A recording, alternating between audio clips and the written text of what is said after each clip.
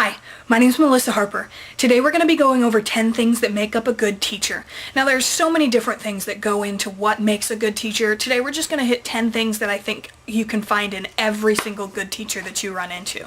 Rather than just give you the list, what I'm going to do is I'm going to parallel what makes a good musician with what makes a good teacher. I think you'll find it very similar. So we're going to follow the band Tegan and Sara. My windows look into your living room and take you step by step. while I spend the afternoon on top of First of all, you have to find a way to connect with your students. Musicians have to find a way to connect with their audience. There has to be some kind of connection there, otherwise they don't really care about what you're doing and they don't think that you care about them. Our goal is to connect with people. Even though the venues get bigger or there is more people or more exposure, it's to constantly stay just us and connect with people the same way we used to. We do play music and that's what people are there for, but we do really like to connect to the audience. Like my favorite part is interacting with people. It's going to be different for everyone. Tegan and Sara use humor to connect with their audience. The second thing that I really come to appreciate is the hysterical screaming, like as if we're Jonas starting or something. Sadly, we don't do any spin kicks or we don't dance, so it all seems in vain because I'm not sure what would happen when people scream hysterically at me. Like I don't know if I'm supposed to be all like, thank you.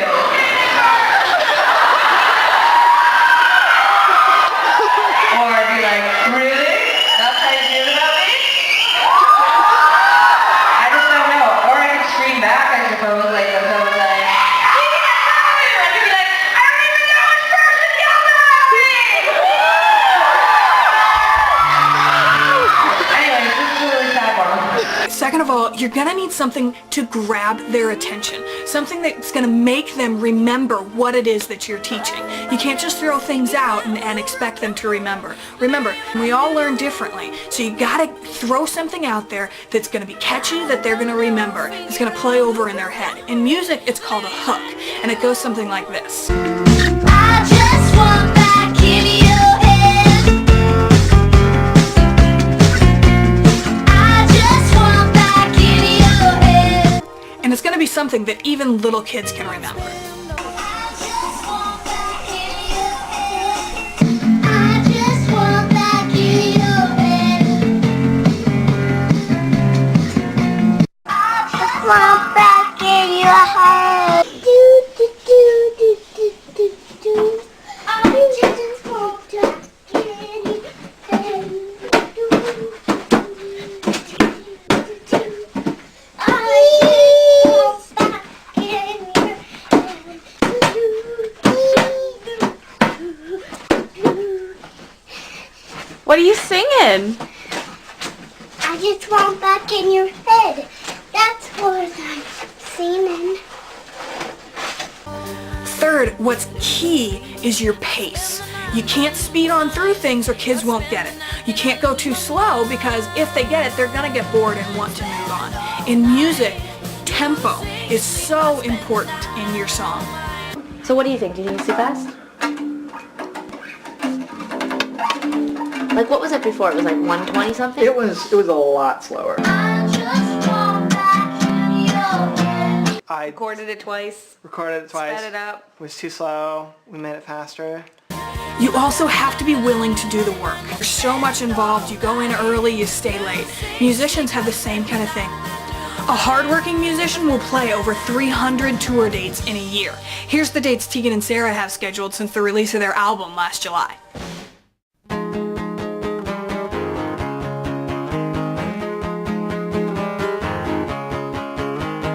I listened in, yes I'm guilty of this, you should know this. I broke down and wrote you back before you had a chance to forget, forgotten. I am moving past this, giving notice. I have to go, yes I know the feeling, know you're leaving. Come down, I'm calling you to say I'm capsized, staring on the edge of safe. Come down, I'm calling back to say I'm home now, I'm coming around, coming around. And it's not just you show show up and you do the concert. Because you don't get enough sleep, and then you've got press, and then you've got the in-store, and then you've got the show. And Not only that, but you've got press. You get up early in the morning and you do phone interviews. From there, go on to a photo shoot. Then you go to the venue and do a sound check. You might even go from the venue and go and play an in-store. And then you go to the concert and you're done at 12 o'clock at night. You get back on your bus. You don't stay in hotels. You get back on your bus. And you wake up again at 6 o'clock in the morning and do the whole thing again. Another thing is you have to care about your students. As a musician, you have to care about your fans.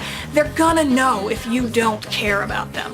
They can see it from a mile away. always been so important to us to make sure that they feel like it's a direct dialogue between us and them, not with the middleman, not with the label, not with, the media. Hello. Hi, Dade. Hi, Dade. Tegan and Sara. Dade is that little boy we saw bouncing on the bed earlier singing their songs. I think we have great fans, and I hope that we give enough to them. So we always try to keep things, videotape things, and put together little videos and extra special content so that people on the internet can get to know us better. We really feel like a big part of who we are isn't just our music, it's also getting to know the people behind the music. You must also reflect on the things that you're doing. You can't just jump in and go and just hope that everything's going well. You need to be able to take a look at what you've done and be aware of it and be able to evaluate what you're doing. We like to document everything that we do.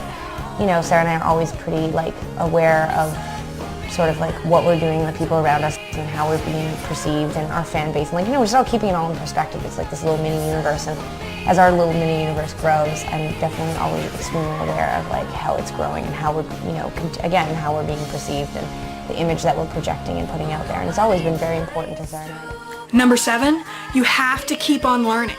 There's always a new teaching theory to pop up. There's always a new instrument to learn.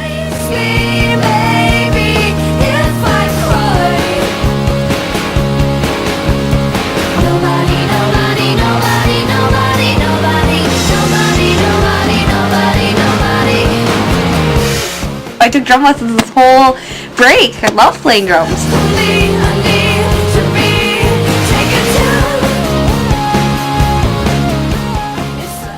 You also have to have patience. Things are not always going to go your way. You're obsessing over the sound coming out of your monitor, and you're, hating it, and you're just focusing on how do I, what can I do after this song to get my sound guy's attention, to get the monitors down better. Also, there's going to be a whole lot of screaming fans.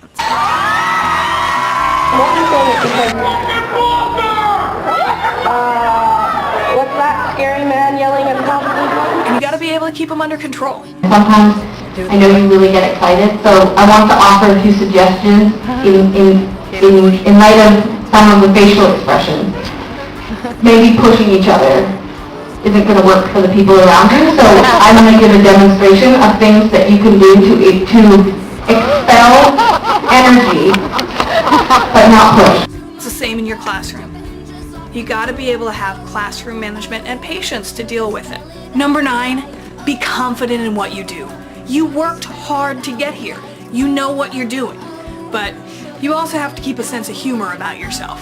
All of a sudden it was you're Canadian, right? You must be amazing. And you're just yeah, totally. Oh my God, of course we're amazing. And finally, you have to have passion. A long-term career in teaching, a long-term career in music, it's hard work. You can tell the teachers that really love what they do, and you can tell the musicians that have passion when they're playing. Nobody likes you, but I really like to cry. And nobody likes me, maybe if I cry. Nobody, nobody, nobody, nobody, nobody, nobody, nobody. That deep down inside, I know that we've trained ourselves really to do this. We were bred to be musicians. We're Tegan and Sara, and it's been a pleasure playing for you. I was working with the ghost. I was working with the ghost. I was working with the ghost. Well, I hope you enjoyed the video. Tegan and Sara have been in the business 10 years and they seem like they want to be in it for the long haul. And these are just a few things that contribute to the long haul. Like H in your gut.